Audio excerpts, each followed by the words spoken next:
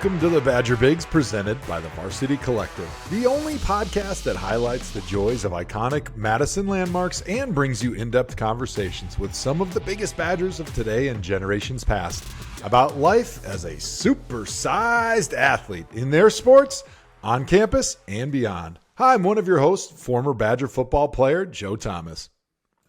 And I'm Joe's co-host, former Badger women's basketball player Annie Thomas. And for this podcast, we're proud to be partnering with the Varsity Collective, which is an NIL collective led and backed by University of Wisconsin alumni, former Badger student athletes like us, and Badger fans everywhere. The Varsity Collective's mission is to support current Badger student athletes on the field, in the community, and in life. And if you want to learn more and help support Badger student athletes, then visit thevarsitycollective.com and register for the newsletter. Today, we're excited to welcome a special Badger student athlete, men's basketball all-star forward Tyler Wahl, to the podcast. Yeah, and later on in the show, we're going to be joined by a true Badger big 7-footer, former professional basketball player and coach, Rashard Griffith. But for now, let's jump into our conversation. Thanks for being on the show today, Tyler. Yeah, thanks for having me. Now, Tyler, Joe and I were talking a little bit before the show about border battles, and you know that all Badger fans love a good border battle game across all of the sports. Now, being from Lakeville, Minnesota, you had your own personal border battle when you were deciding where to play in college. Were the Gophers even on your radar at all? And if so, why did Wisconsin win you over? Yeah, with me specifically, I grew up kind of being a little bit of a Badger fan, but also living in Minnesota. You'd go to Gopher games and Scandal. stuff. Scandal. But my oldest, my oldest sister actually played basketball at UW La Crosse.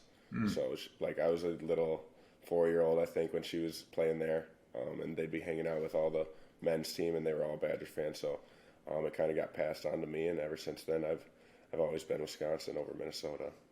Well, now, speaking of family and basketball all meshing as one, your father also played collegiately and then overseas professionally. Do you remember backyard games, garage door hoop games now with your dad and also with your sisters? And when was the first time that you ever remember beating any of them? Yeah. We always had some one-on-one battles, me and my dad, especially once I was getting a little bit taller. But, I think the first time I beat my dad was 8th grade, and we were just playing out in the driveway late at night. Yeah, but now the only game that I get out of him now is if we're playing in the pool, on the little horse game in the pool. That had to be a big easy on moment. His knees. That's nice. Yeah, that had to be a big moment sticking out in your mind. The first time you can beat your dad, especially being that your dad did play collegiately and played overseas in Germany. I'm just curious, who was that person for you growing up that was a big mentor that kind of got you into the game of basketball and showed you the love for the sport? Honestly, I would say it was my dad. Growing up with 3 older sisters, I remember being a little tyke, going to all my sisters, little travel weekends, and playing basketball with them. So I was always on the sideline, running around, had my toys on the bench and all that kind of stuff. So basketball's kind of always been there, always been around the game, and I've always just had a love for it ever since I was little. I want to talk a little bit about you playing at Minnesota. Is that game at Williams Arena every year? Is that something you look forward to? Is that almost like a home game for you where your friends and family can come and watch? That one's great. I know my mom is big in getting people to the games, and she knows how to get tickets and all that kind of stuff. And I think the last couple of years we've had a few hundred people that my mom goes out, buys a few extra tickets, and then we just get a big group. So before the game, she throws on a big party. And I know when we go in there, it's half the stadium's filled with Badger fans. So I always look forward to going into the barn and playing there. Now, speaking of emotions, this season has been a roller coaster for you with injuries and the ups and downs of the season.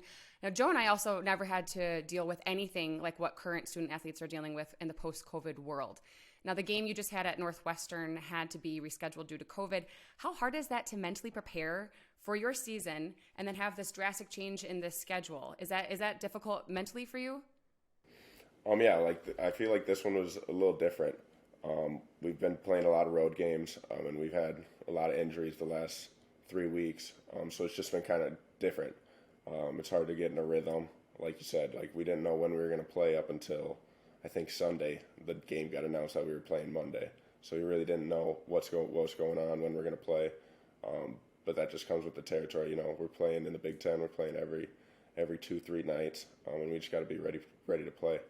One of my favorite things about playing games was it was always so loud that my coach couldn't yell at me from the sideline because I couldn't hear him. And so he waited till I went over to the sideline to cuss me out. But I imagine for you guys, when there's nobody in the arena, like you can hear everything the coach is saying from the bench, which is probably not always the case. Did you prefer when it was a little louder and the coach couldn't talk to you when you're on the court, or did you not mind it? Oh, 100%. Definitely love having the crowd on your side, or crowd, because then something happens and then the crowd makes a little noise and you just don't even think about looking over there. And that's one of the only voices, you can't help it. Now, speaking of loud arenas, playing at the Kohl Center is the best. It really is. And with the DJ and now Area Red, fans are coming back from Christmas break. What are some of your favorite moments from the Kohl Center in your 4 years there? Oh, shoot, there's been so many. Purdue last year, that one was probably the best atmosphere I've ever played in front of. We had the student section, Area Red. They got there early. I think by the time I was walking in to shoot around, there was already a huge line. And we go in for shoot around like 5 hours before the game, and they were already out waiting. And that was the first time that's ever happened where I was like, wow, this is really going to be something. And that game did not disappoint with just the great basketball, and then to top it off with Chucky's banked in shot from 3. That was pretty sweet.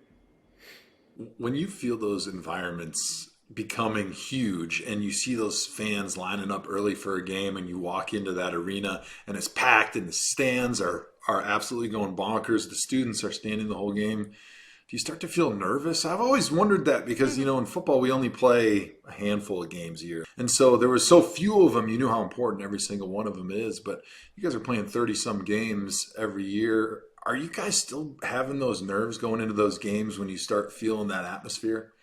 Oh, yeah. Well, I feel like every game's important, but when you get a good crowd and you know that it's going to be a pretty hyped-up game, you definitely get a little bit more juice. I wouldn't say nervousness, but you definitely get a little more excited, and there's definitely a little bit more on the line when you're playing a good team with big fans and a great environment. Now, I know you've talked a little bit about your time having to sit on the bench this year while you rested and let your ankle heal. It's always good to take a step back, observe your teammates, see how things are going, but how frustrating were those 3 games to watch, and especially those losses in a row, and not be able to control or change anything for your team? I mean, that was very difficult. That was the first time where I've really been sitting out in the middle of the season with an injury. I think I missed 1 game in high school, and then I missed 1 game last year. So it was just different. Sitting on the bench, it wasn't too difficult the first couple games because I knew I was going to be sitting out. But that third Indiana game, I feel like I definitely could have pushed it. I wouldn't have been at 100%, but I would have been out there. And that was a hard one because we definitely didn't play our best, got blown out a little bit. So that one sitting there, that one was probably the most difficult for sure. In what ways did you try to help your team even though you're on the sidelines? Like my last year in the NFL, I tore my tricep tendon. I missed the second half of the season, and I tried to kind of put on a coaching hat, right? Because as the veteran on the team, I felt like, all right, this is the only way I can contribute. You're a senior. You obviously know so much being with Coach Gard for the last 4 years, being the veteran on the team. Like, how did you think of ways to try to contribute and do what you could even though you couldn't have been out on the court with them? Right. I mean, yeah, you got to throw your coaching hat on.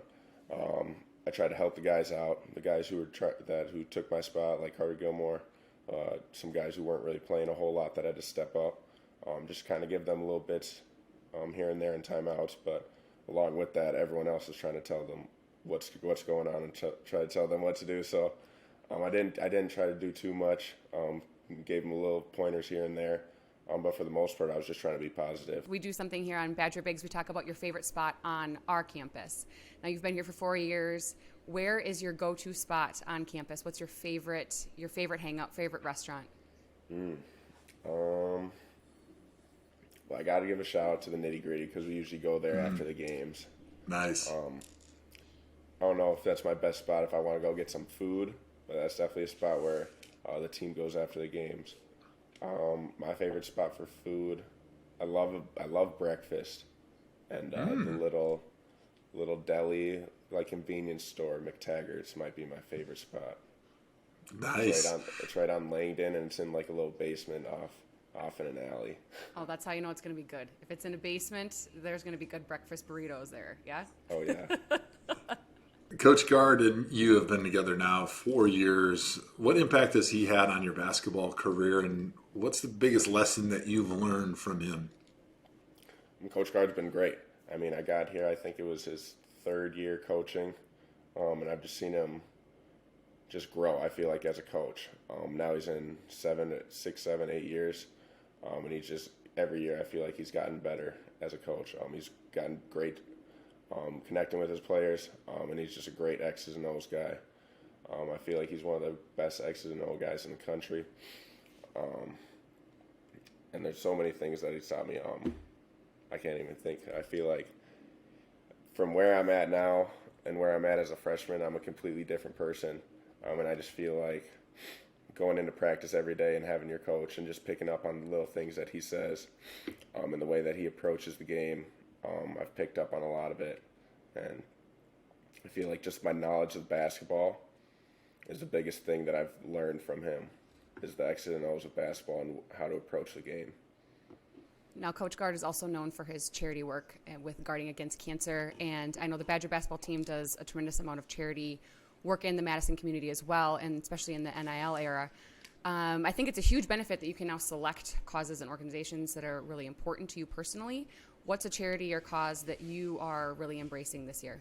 Yeah, well, a lot of the things that I really like to do is with little kids. I went out to the Boys and Girls Club, and I dropped off a whole bunch of toys, hung out with the kids a little bit. So I really like hanging out with the little kids and doing that kind of stuff for sure. Yeah, besides the charity work that you guys do, is there anything that you like to get into? Do you have any passions once basketball gets put aside and you get a little bit of free time? Yeah, I love like going out on the lake. Last year we'd go fishing a little bit. Late at night I don't know if we're supposed to do this or not, but as long as you had your fishing license, I think you're all right, son. Yeah, we went out on the terrace late night, and me, Carter Higginbottom, and my other roommate, we went fishing, and we picked up some walleye off the terrace. Nice. We won't give out the exact date, but was that spring fishing? Was it summer? Was it fall? Like, what time of year should I be ready with my fishing pole down there at the terrace at night for that night bite? Well, you know how cold it gets up here, so I'm not usually a fan of standing out in the cold. So it's definitely got to be a little warm to get me out fishing and casting some lines. Along with that, another thing we do is last year we played on the intramural softball team. We made an intramural softball team. So that's another thing that we like to do. Were you guys good? Last year. Did you win? Yeah, we were good. We got second, but the team we lost to had club baseball team players. So that's such BS. Yeah. So it's funny you mentioned that, because there was a group of football guys my freshman year that we played in the surf in the rec basketball league, and we took second as well. We lost by 1 point in the finals, and to this day it still crushes my soul. And then after that we realized like how stupid that probably was to play basketball, because unlike softball, there's actually a lot of injuries if you're a big, fat, slow football player trying to go run up and down the court and relive your high school glory days playing basketball. But if for any chance there was some Badger fans out there that wanted to catch your softball team playing, where would we have to go to watch this endeavor? They're at the turf fields right over by the new rec center and the dorms over there. So, yeah, in the springtime, if you see a whole bunch of people out there swinging the bats, hopefully it's awesome. A bunch of 6'9" guys swinging bats. Yeah, what size bats do you guys have to have? Do you have to special order your bats for the softball league?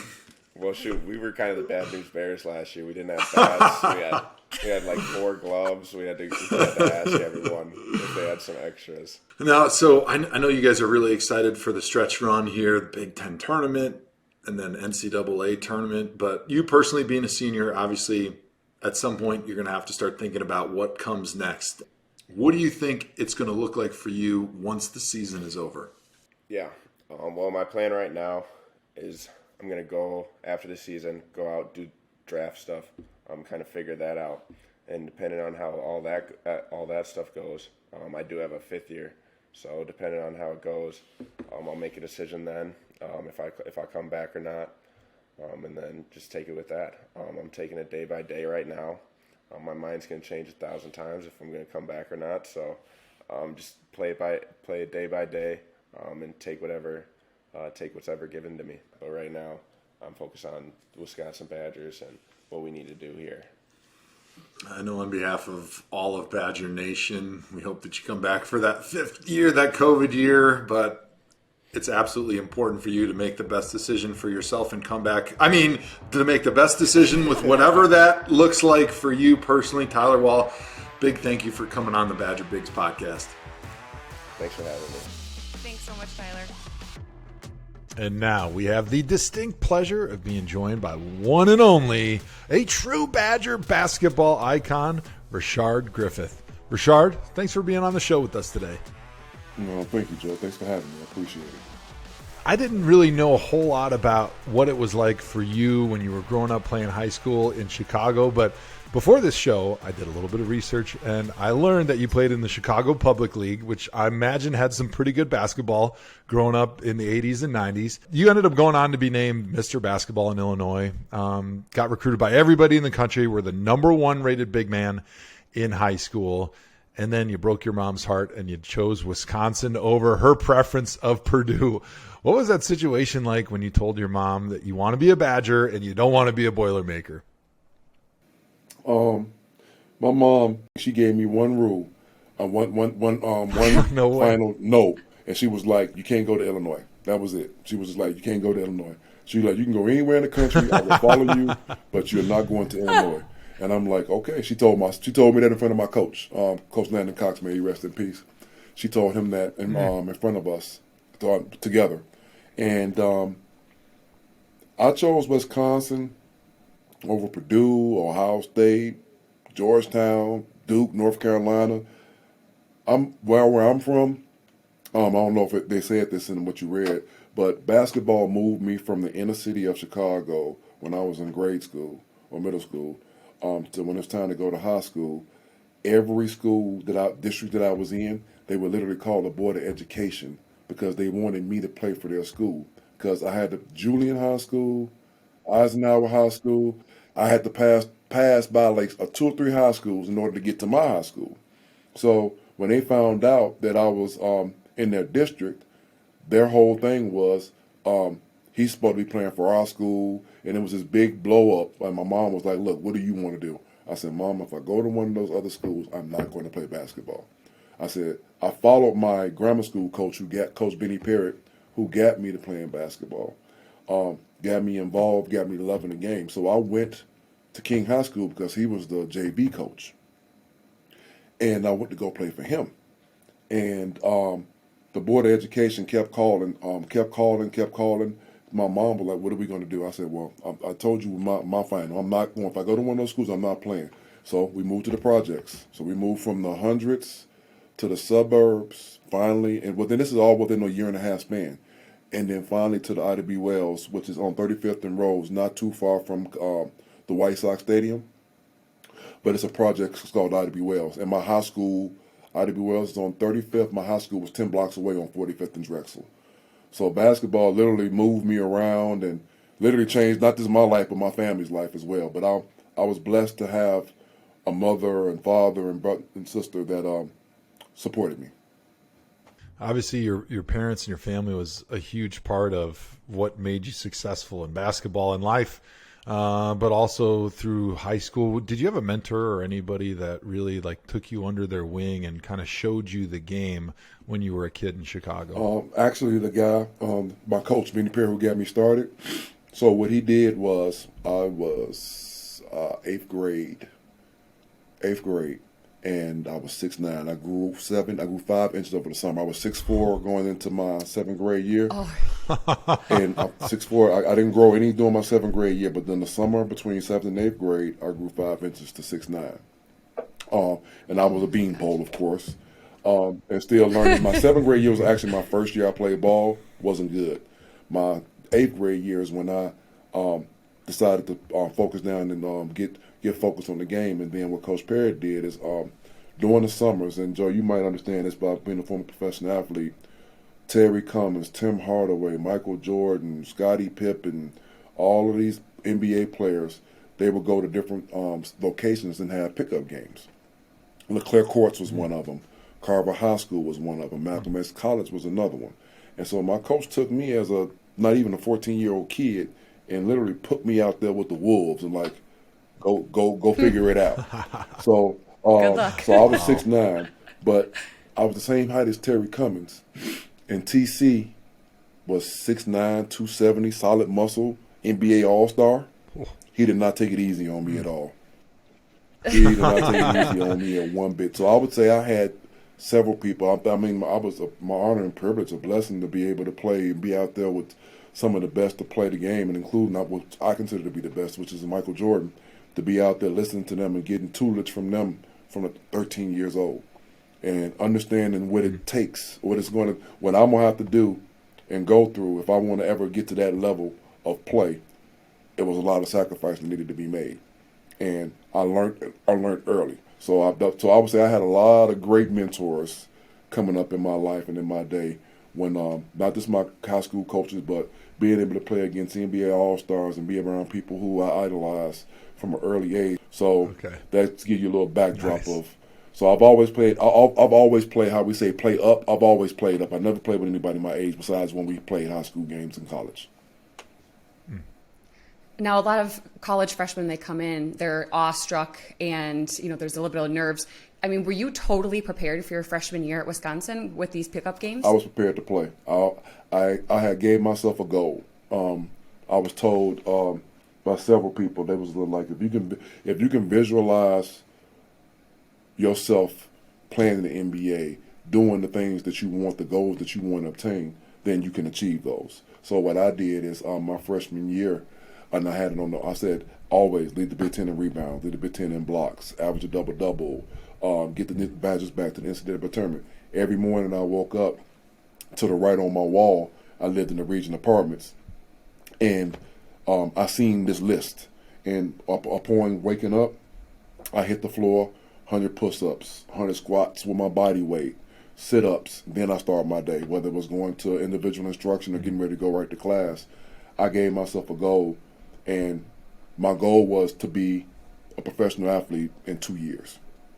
I was like, okay, I got Tracy for 1 year, I got Mike for 2 years. Then after that, when I seen around me, it was just like, okay, I don't know how far we're going to go, trying to build something here, want to keep it going. And what threw a monkey wrench and everything is that Stu left to go back to the NBA. Stan took over. If Stan Van Gundy would have stayed, I probably would have stayed my junior year. But if I would have literally had 3 coaches in 3 years, Stu, Stan, and then my third year would have been Dick Bennett. But I was totally prepared as far as the basketball skills, that stuff, yes.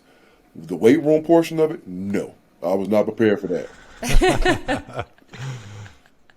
Yeah, your debut as a freshman went down in the history books. 27 points, 12 rebounds, 6 assists, 3 steals. Pretty impressive for a big man to have 3 steals. Must have used the long arms for that one, and a couple block shots. But I'm curious, you mentioned Stu Jackson. Like, how important was he in your decision to become a Wisconsin Badger? Because you mentioned Michael Finley, Tracy Webster, another couple Badger legends who came out of Chicago. But Stu Jackson, he's one of those coaches where you wonder, like, how much influence did he have bringing in recruits, and how important was he to your own experience and why you decided to be a Badger? I would say he was the second most important part of me being a Badger. The first part is the 2 people that you just mentioned, Mike and Tracy, and then I can't forget about my brother Howard Moore. They are the reasons that I particularly came to Wisconsin. Even the schools that I chose to go visit. That's why I didn't go visit North Carolina, Duke, or Ohio State. I wanted to go somewhere where I knew somebody that I can trust in terms of showing me the lay of the land. At Wisconsin, I had Mike, Tracy, and Howard. Purdue, I had Glenn Robinson, Conzo. At Michigan, I had Juwan, C. Webb, J. Rose. I had that crew because we played together during the summer, and we built relationships and bonds. Of course, the guys from Chicago, like Juwan and Mike Finn, we played on the summer league summer league. That's just how we stayed out of trouble. Tim Hardaway started a group called the Support Group. And in order for us to participate in playing the summer league, they had an NBA summer league, which is the one they played on. Then we had a college one. And the college one was high school and college athletes mixed in together. In order for us to play during the summer, during the weekends, we had to go to ACC SAT prep classes on Saturdays before the games. And we had to sign up and sign in. If we didn't, we couldn't play. So that's one of the reasons, another blessing, that I passed my ACT and I was able to play my freshman year. But I chose schools that I was going to go somewhere where somebody can be able to show me the line, show me the lane that I need to be in, but also hold me accountable and keep me in place. Because back then I was a young rebel at that point in time, so I needed to be reeled in. The main person that could reel me in was my mom, of course. But when she wasn't around, I needed people that I respected enough to be like, no, you know what, I'm gonna do what I want to do. I was. What was that transition like? What? Oh, sorry. Go ahead. No, I was about to say it was one of those things that I know me, and it was just like, okay, how am I going to handle this? How am I going to move? I need somebody that's going to pretty much just get my butt and to tell me like, look, big fella, this is what you need to do, not where your head is going. Mm-hmm. Yeah, so you're a 7-footer coming from Chicago, from the projects of Chicago to Madison, Wisconsin. You got your boys. You got Michael Finley, Howard Moore, Tracy Webster that are there kind of supporting you in your transition. But what was that transition like? Because the environment at Madison is probably way different from what you had in high school. How much did you lean on those guys as your support group, and how was that impactful and important about the lifelong relationships that you had with those teammates? It was very important. The main thing about that is like I was helping them, especially I came from a winning program, grammar school, high school. Everybody said the same thing, like, why Wisconsin? I still get that question today, believe it or not, Andy and Joe. I still get that question. They were like, why did you choose Wisconsin? Why didn't you go here? Why didn't you go there? People are still mad at me because I chose Wisconsin over like or Purdue or Ohio State and all these things. But this was something bigger. It wasn't about me. Coach Jackson and Trey and Finn and Duck sold me on the vision of doing something that will last a lifetime. And that doing something was coming here, buying into the process of getting the Badgers back on the map nationally as a basketball program. And Coach Jackson told me point blank, it will be because of you, Rashard, in terms of your national ranking, your national exposure, and your ability to dominate and do what you do can help us put Wisconsin basketball back on the map. Is this something that you're willing to do and to be part of? And I was like, yes. So that's what sold me right there. I don't like stuff, don't get me wrong, we all like stuff easy, but I believe that when you're able to work hard for something and then you achieve your goals, it means more. It's more gratifying. You get more, and so that's what it was for me. And so me coming here, the Badgers, if I tell you a funny story, when I went, and you could tell me how it was for you, Joe, so it was always a football game, right, for recruiting, right? So this was back when you can walk through the field house and get into Camp Randall. You remember that? They had a door where you can walk through the field house and you can go through there, right? So they rushed me through the field house so fast. I'm talking about the curtains was drawn. I seen the floor I seen the floor. They opened up a curtain. I seen the floor. This is the stadium you be playing in. Closed it. We went off to the football game. It wasn't until years later that I figured out they rushed me through the field house because they didn't want me to see how the field house was. It's not like it is now. It needed renovations, but compared to Michigan's arena, Purdue's arena, and all these other arenas, they were like, we cannot let him see that because he won't come here because of the arena. Can't see. And I was just like, that was the last thing for me because how I am is wherever I'm at, I make that home. Me playing overseas and in third world countries and just have to give me a house to lay my head, allow me to do what I need to do. I'm good. You know what I'm saying? My upbringing, my background and my upbringing has taught me to be able to thrive in any environment that I'm in.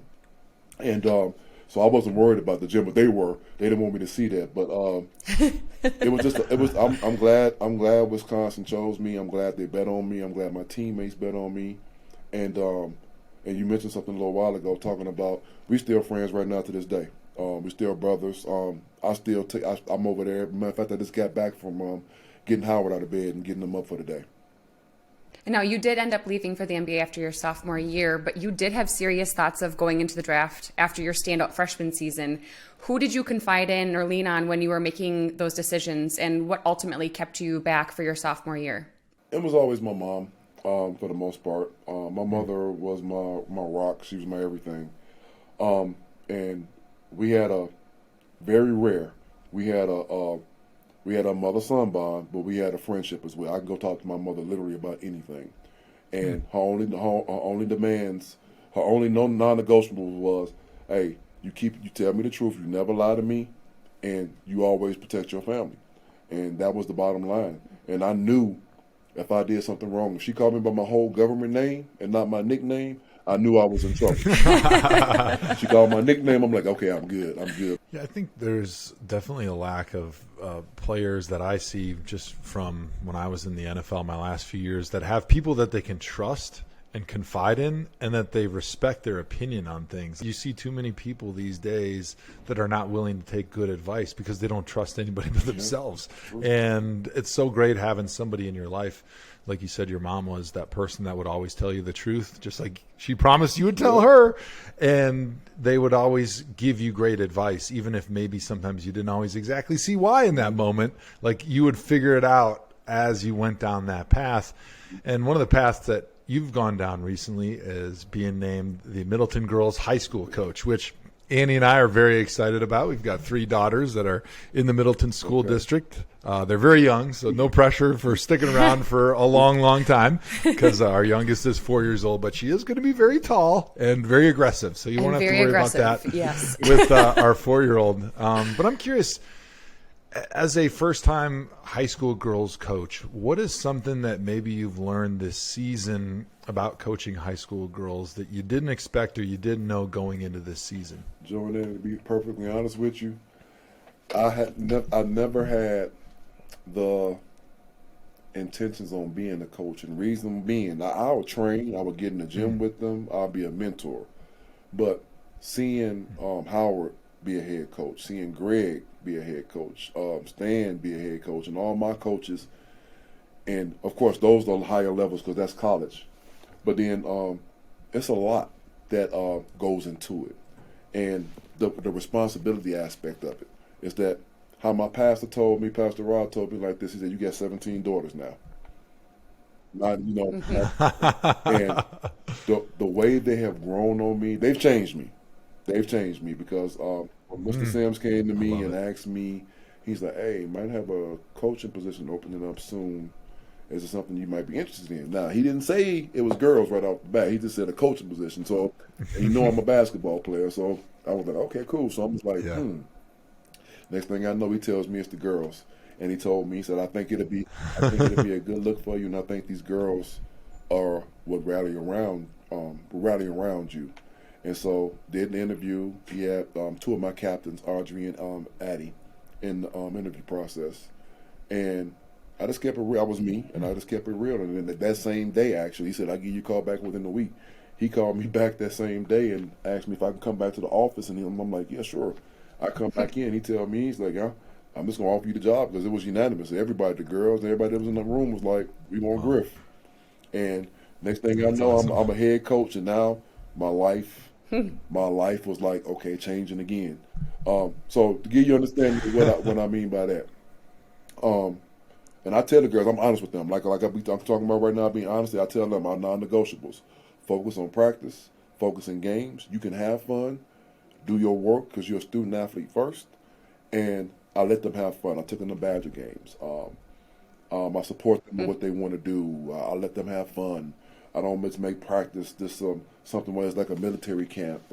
I let them have input on the practice plans and all these things. And I know it's my first year, but the impression they made me, because my days are not my days. And what I mean by that, I get up in the morning, I come here, I come early. Some of the girls want to come get shots up in the morning and work on their game.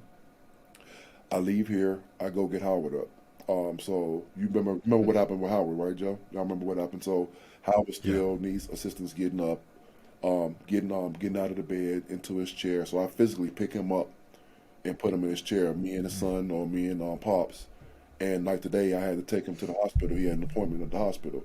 I take him to his appointments. I'm on call 24/7, just like I'm a doctor. So in case he needs to go somewhere, or in case Pops needs to go somewhere, or Jarrell. And then this came about, and I thought it was going to turn my life upside down, but it didn't. It gave me even more purpose, and it keeps me going. So they don't know this, but they keep me going. They keep me going. They keep me focused. It gives me something to do when I'm sitting up there at night instead of flipping through the TV. Besides when we're playing, I'm sitting up there watching games. Like we play Sunbury West on Friday, so I'm like, hey, we're gonna win this game, and I'm preaching it now. Finding something on the internet that I'm looking at them like they need motivation. They need to hear this too, and I send it to them. But the fact that they're receptive and open to doing that, it just makes me want to dig in even more. And I'm always go to bat for them and fight for them because those are my girls. I'm curious, like, as you're trying to lead these girls down the right path and like instill proper values and commitment and loyalty, for you decided recently to go back to Wisconsin and finish your degree. Why was that important to you? Because my grandma's always bugging me about finishing my degree, and I'm like, I got so many things going on. But clearly it was something that was important. It was meaningful to you beyond just the piece of paper that you get as a degree. I promised my mother, and I promised your former coach, Coach Alvarez, that I would come back and get my degree. This is before Coach he was still a coach. He wasn't even the AD or anything. And he asked me, I was 17 years old, and he asked me, he said, hey, I know you're not going to be here long, but I'm going to ask you a question. I want your honest answer. And he asked me, when you get through with your professional endeavors and so forth and so on, I want you to come back and get your degree. Because that's one thing that they can never take from you is your education. And he said, and point blank, he told me, he said, as being a minority, as being a black man, he said, I think that's very important. I tried to come back. What people don't know, I tried to come back while I was playing. But at the time, back then, they didn't have the online classes like we have now, where I can take them abroad and do all these things or whatever. So I literally had to wait till I played 17 years, 36 years old. I come back and 43. I'm sorry, 43. I retired when I was like 36, and I came back when I was 43 to get my degree. Was it easy? No. Was it worth it? Yes. Yes. And I'm glad I was able to inspire, like I talked to Monty Ball, Ron Dane. Me and Ron were finishing up ours at the same exact time. And it's this stigma out there with a lot of former of our colleagues, Joe, basketball, football, all sports, that they had this thing where they feel like Wisconsin did them wrong. And I tell them all the time, I say, I understand you on that. But was those coaches or whatever environment that was around when you went through those things, they're not in place anymore. So what's stopping you? You're letting some ill will that you had for a person stop you from bettering yourself. I've talked to people trying to get them to come back to get their degrees, and they're just so stuck in being bitter and stuff like that. I'm just like, look, only person you're hurting is yourself. It's there for you to go and get. Wisconsin has a program where they're willing to bring you back, and if you were a former scholarship athlete, the NCAA has a program where if you were a full scholarship athlete, you can come back at any age and get your degree under the scholarship that you had before you left. And I tell them, so I said, there's no excuses, but everybody's full of excuses. So I'm just trying to help people. I tried to lead by example, went and got mine. So hopefully, Joe, you be next on the list. Because I think that I was just gonna say, I appreciate that. You're gonna get a strongly worded email from Joe's grandmother explaining her thank you so much, Rashard. It's very important. So that's awesome. Yeah. Well, it's been awesome having you on the show. I got one more question for you. It seems like it's been really important for you to reach out to the former Badger athlete community and help those guys, be the mentor that some of those guys need. Why do you think that's so important to you to put on that mentor hat and to reach out to the brotherhood of former Badgers, bring those guys back and get things sometimes when they're not headed in the right direction, get them that Badger Wisconsin degree? That's what was done for me. Quick story, then I'll let y'all go. So Howard Moore, Even when he was the coach at the UIC in Chicago, he sat there and he kept on telling me, before I retired, he said, "Well, you still getting your degree." So I'm a God-fearing man. So God's plans, we don't know what those plans are. You can only go along for the ride when it comes. So literally, may she rest in peace, Jen, his wife, my sister. She sat there one day. She gave me 2 weeks because she know me. She gave me 2 weeks. She's like, "You have 2 weeks to get your stuff together." They had this is when Bo resigned and Greg had took over, but then they gave Greg the full job, and he wanted to bring Howard back. So they were getting the house built and all these things, getting themselves together. In the midst of them doing all this stuff, they didn't lose me in the shuffle. He said, "Big fella, you coming to finish your degree." Jen literally sat there. She's like, "I got to come to Chicago on this date in 2 weeks. Have your SHIT packed at the door. I'm getting a big truck. I'm coming to get you. You can have the basement in our house." I'm like, "I'm not going to come stay in your house and y'all just moving in." I said, "No, y'all got to enjoy." I was the one making excuses on why not to come and why not to finish when I didn't have any. And she didn't accept it. She literally showed up at my brother's door 2 weeks later to that day and sat there and was like, "I'm ready." And she was serious, but my stuff was packed. I knew she was serious. My stuff was packed at the front door. And I'm a person that, until stuff I know for sure is going to happen, I don't like to speak on it. I'd rather for it to manifest and then come to fruition, and it's like right in front of me or in my hands or whatever the case may be before I start counting my blessings. So I literally came up here. It took me the Nebraska game when they had the noose incident. That's when I talked to Coach Alvarez, and even doing all that stuff, Coach just lined everything up for me, lined all my ducks in a row for me, and got me solid. And I started moved up here November 16th of 2016. I moved up back to Madison, and I've been here ever since. And I started school in January 17th. January 17th of 2017, I started school. And was it hard? Yes. Was it an adjustment? Yes. Did I have a lot of help? Yes. And it taught me several things. One, don't be afraid to ask for help. I learned I was better at this go around at going to school than I was at my first go around.